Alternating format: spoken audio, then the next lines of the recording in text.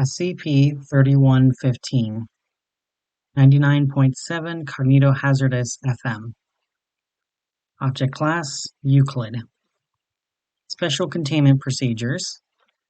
SCP-3115 is to be locked inside a standard item storage locker at Site Redacted. This locker is to be placed centrally within a containment cell measuring 5 meter by 5 meter by 5 meter and secured to the floor with standard steel bolts. The cell is to be lined with soundproofing material with an STC sound transmission class rating of greater than 60. At no time should the USB of SCP-3115 be inserted into an electronic device, except for the purpose of an improved test. All tests must be approved by no fewer than 2 Level 4 personnel stationed at Site Redacted, the on-site memetics department. Testing has been suspended, pending post-incident review by order of the Department of Security. See Incident Report IR-3115-A for further updates. Researchers wishing to observe testing with SCP-3115 may do so only with the aid of a video feed. No audio transmissions are permitted to leave the containment chamber whilst testing is in progress due to the risk of containment breach. See testing log. Description: SCP-3115 is a set of standard audio headphones consistent with those manufactured in the early 21st century. The headphones contain no external markings and show signs of slight use. The headphone portion of SCP-3115 is plugged in with a standard double-ended USB cable, which was present with SCP-3115 at acquisition. When connected to an electronic device via the USB connector, SCP-3115 will begin to play audio snippets from various radio stations from around the world. Testing has confirmed that the radio broadcast from SCP-3115 matches that which the particular station it is tuned to is broadcasting at the time. To date, no technology capable of receiving said signals has been found in or on SCP-3115, and its mean of receiving these signals is unknown. SCP-3115's anomalous effect manifests when a human being places the headphones over his ears and connects SCP-3115's USB to any electronic device. The device's ability to transmit audio data appears irrelevant. SCP-3115's anomalous properties would manifest even if connected to a USB-compatible charger. When a human subject places SCP-3115 over his ears, a noticeable change in the audio output will occur. The subject will continue to hear broadcasts from a random radio station. However, all talking, singing, and other vocalizations will now be narrated by an unknown male sounding entity known as SCP-3115-A. SCP-3115-A is described as talking with a formal English accent and has a seemingly jovial tone. SCP-3115-A will continue to narrate and sing all content broadcast from the radio station currently being broadcast by SCP-3115 in real time for approximately 15 minutes of use. SCP-3115-A will continue to narrate broadcast audio after 15 minutes of SCP-3115 being worn by a human subject. However, will now include additions to the standard broadcast. The anomalous effect of SCP-3115 ceases when the headphones are removed from the human subject, and the voice of the transmission will return to that of the DJ artist. Level 4 clearance required. Clearance accepted. Addendum 3115/01. After 15 minutes have elapsed with a human subject listening to SCP-3115-A, SCP-3115-A will make additions to the standard broadcast. SCP-3115-A will, at random, appear to say words, phrases, and describe abstract concepts, which almost without exception prove to be cognitohazardous to the human subject listening. Subjects which are exposed to the cognitohazardous vocalizations of SCP-3115-A will begin to display symptoms immediately. Symptoms increase drastically depending on the amount of vocalization additions heard. Once the original 15 minutes has elapsed, there appears to be no correlation to the frequency of further additions. Number of additions heard, 1. Effect on subject. Subject experiences visual hallucinations of varying content and severity. A consistent theme appears to be the perception of a humanoid entity standing within the room they are currently in. Subjects will perceive the audio being output by SCP-3115 as coming from this entity. Subjects universally report the early stages of a migraine at this stage. Number of additions heard, 2 to 4. Effect on subject. Subject experiences symptoms from previous additions. Subjects also report the apparent inability to remove SCP-3115 from their heads or unplug it from the electronic device. Physical intervention at this stage in removing SCP-3115 from the head of a subject will cause the symptoms to abate within 1 hour. Number of additions heard, 3 to 5. Effect on subject. Subject experiences symptoms from previous additions. Subjects also report seeing symbols on the walls, floor, and ceiling of an unknown language. These symbols cause extreme pain in those who observe them and are capable of causing subjects to lose consciousness. Number of additions heard, 6 plus. Effect on subject. Subjects expire within seconds of hearing a 6th addition. Prior to expiration, subjects begin to involuntarily vocalize the cognitohazardous additions they have heard so far. This is capable of spreading the cognitohazard to further individuals. Given the rapid vocalizations of the subject at this stage, the propagation of the hazard is extremely fast, and further infected individuals will enter the latter stages of infection in moments. Show testing log. Test 3115-01. Subject D88743. Procedure: D88743 is directed to enter the containment chamber and plug SCP-3115 into a provided USB portable power pack and remain within the room for 5 minutes. D88743 is not directed to wear SCP-3115.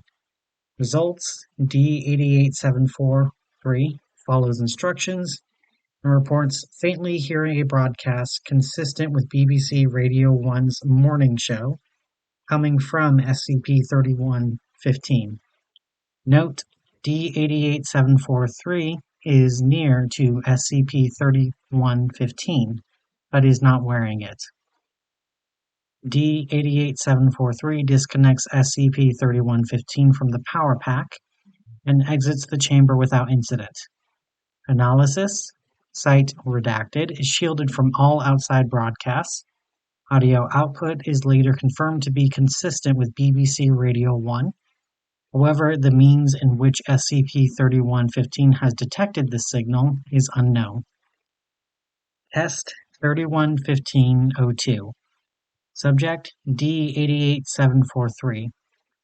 Procedure: D88743 is directed to enter the containment chamber and plug SCP-3115 into a provided USB portable power pack.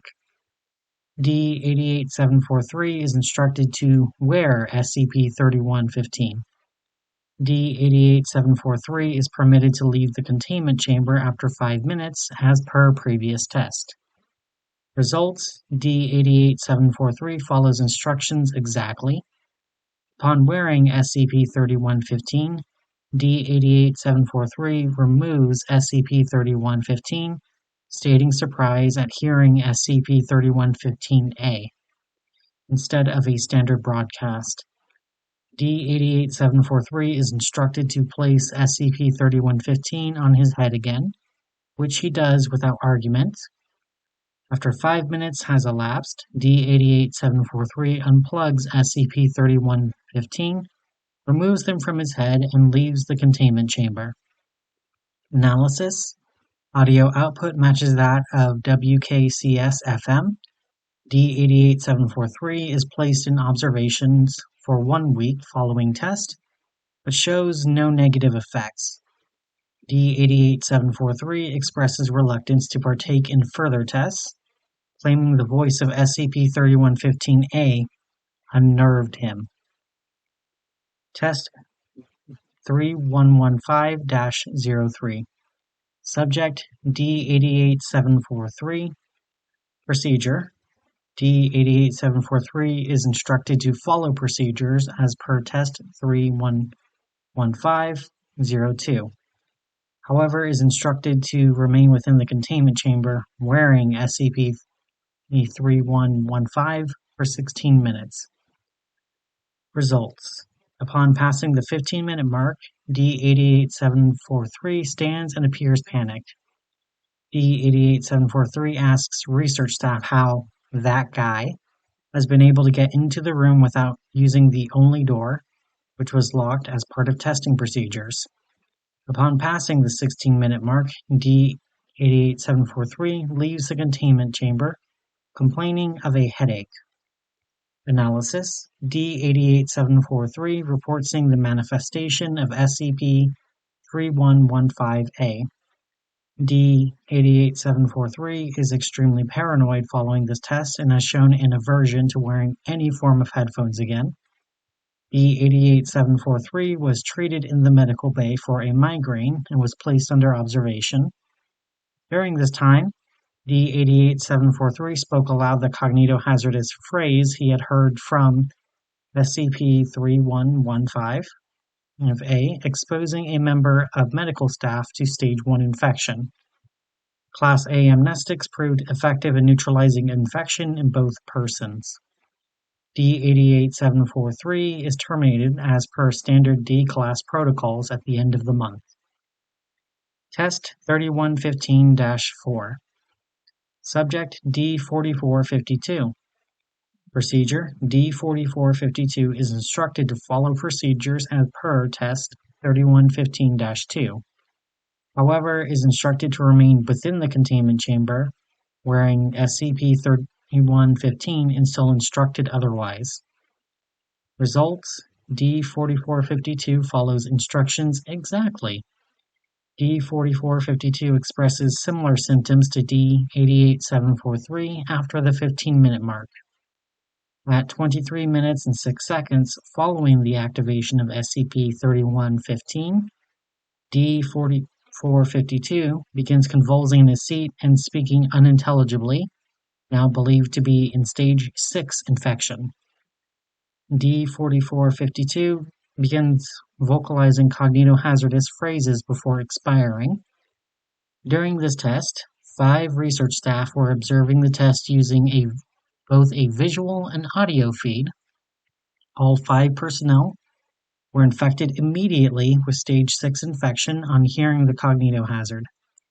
This quickly spread to security personnel stationed outside. A containment breach was declared and all personnel removed from within earshot of infected persons. SCP-3115 was removed from D-4452's head with the assistance of Researcher Tan, who was declared medically deaf.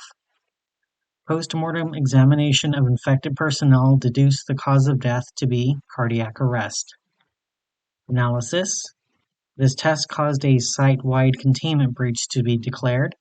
A follow-up investigation has led to the current containment procedures. Testing to be indefinitely suspended pending a review by the Department of Internal Security.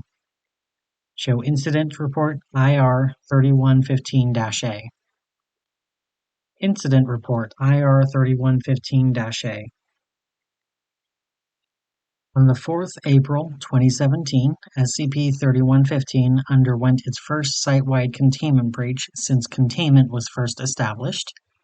This item has been considered relatively safe by research staff, given its manageable anomalous properties, and as such, major liberties were taken in containment of SCP-3115, resulting in less than safe conditions. At 04:20 hours on the 4th of April, 2017, 5 members with the Department of Research at Site XX commenced Test 3115-4. This test was sanctioned by the Site Memetics Department in accordance with the Foundation policy and conformed to all containment procedures hitherto established. All personnel involved were experienced researchers with a variety of backgrounds in science, and this was the 4th such test that this team had undertaken with SCP-3115. The experiment required the use of 1 D-Class personnel designated D-4452. The aim of the test was to establish the effects of prolonged exposure to the anomalous properties of SCP-3115 on human test subjects, and the subsequent effectiveness of Class A amnestics on said subjects.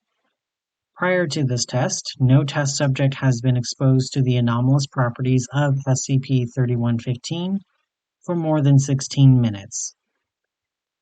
At the time, the containment chamber was structurally sound, with soundproofing remaining at 100% effectiveness throughout the test. The cell was fitted with 3 standard HD closed-caption TV cameras, providing a view of all angles of the room. These cameras were fitted with standard audio microphones, which could be switched on and off by the personnel in the observation booth. At the commencement of the test, all cameras and microphones were activated by the research staff to document and monitor the test as it progressed. As per standard protocols for testing on SCP-3115, all microphones were altered to only pick up loud and deliberate sound in the room, so as to prevent accidental recording of SCP-3115's anomalous audio. At 23 minutes and 6 seconds after the commencement of the test, D-4452 began exhibiting symptoms of Stage 6 infection of SCP-3115. D-4452 convulsed in an apparent epileptic fit for 1 minute and 32 seconds, falling from his chair in the process. It has been found that the research staff made several errors at the commencement of Stage 6 infection. At the time that D-4452 entered the advanced stage, audio recording was disabled on the microphones. In an attempt to communicate with D-4452 to inquire as to his well-being, and in order to gather more information of the current exposure, one of the researchers activated the microphones on the cameras. A two-way communication was then opened, which exposed all 5 personnel in the observation booth to immediate Stage 6 infection of SCP-3115. The observation booth itself was not soundproof, as it was outside SCP-3315's containment chamber.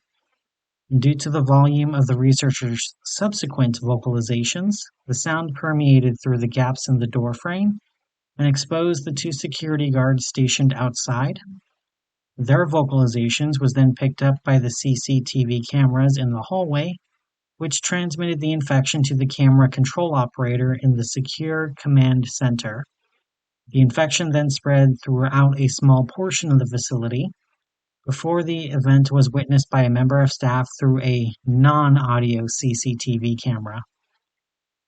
This staff member then activated the site's containment breach alarm and established contact with security stationed outside of the containment wing. At this time, the site's computer mainframe underwent an automatic assessment of the situation and updated the site director, informing him that the containment breach did not meet the required parameters for detonation of on-site warheads.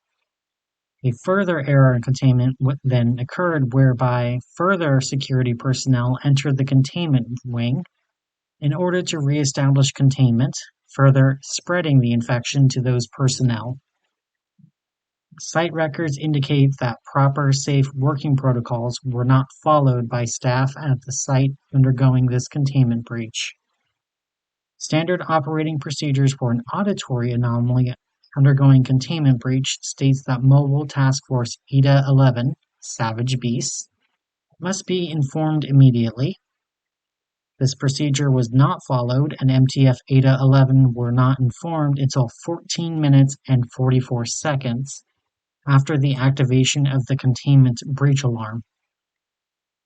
It is fortunate that Site X was home to personnel who are medically declared deaf. Researcher Tan, in this case, had no previous experience working with SCP-3115 and was employed in a primarily back-office role. Notably, Researcher Tan only holds a Level 1 security clearance as a newer member of staff, and as such was not authorized to be informed of the nature of SCP-3115 or even enter the containment wing. This breach of protocol is to be referred to the Department of Internal Security. Researcher Tan was able to successfully remove SCP-3115 from the head of D-4452 and eject the USB from the socket, terminating the anomalous properties of SCP-3115. Using a decibel meter, Researcher Tan then confirmed that all personnel affected by SCP-3115 had expired prior to signaling the all clear. Standard site operations resumed at 13:40 hours that day. The incident resulted in the following casualties: 1. D-Class personnel, 12. Research personnel, 10. Security personnel, 3. Clerical personnel, 1. Janitorial personnel. The details of this report have been forwarded to the Committee for Post-Incident Analysis and Mobile Task Force ETA-11 for their comment and endorsement. I await their response before submitting my findings to the Department of Administration in a post-incident review. Colonel H. Briggs, Incident Review Bureau, Department of Security. Addendum 3115-02, Notes on Acquisition. SCP-3115 was acquired by the Foundation in 2006 when the object was discovered sitting on the approach road to Site-19 by research staff on their way to work. A review of the CCTV footage from around Site-19 shows an unknown male walking into the middle of the approach road from out of the surrounding woodlands before placing SCP-3115 down on the tarmac. CCTV from inside the wooded area where the male appeared does not show the male or any other traces of human life in the area, but no breaches of the outer perimeter fence were discovered. The male disappeared back into the woods moments before the personnel discovered the item. Notes from ResearcherKatash. An excerpt from the CCTV footage captured at the acquisition of SCP-3115 was shown to D-88743 prior to his termination. He has confirmed my suspicions that the male who delivered the SCP to us matches the description of SCP-3115-A. Given that SCP-3115-A is likely a real individual and more than likely the creator of SCP-3115, his capture and interrogation are of high priority. We need to know this guy's motives. After all, we could have just brought a memetic weapon straight into one of our facilities. Recommended improving screening over all such deliveries in the future. ResearcherKatash.